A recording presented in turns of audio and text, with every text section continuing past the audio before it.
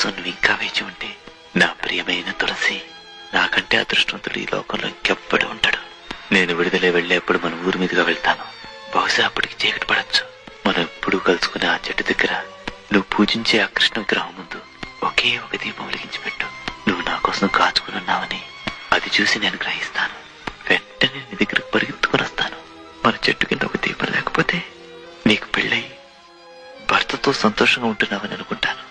దీర్ఘ సుమంగళిగా పిల్లా పాపలతో నువ్వు జీవితం గడపాలని మనసారా కోరుకుంటూ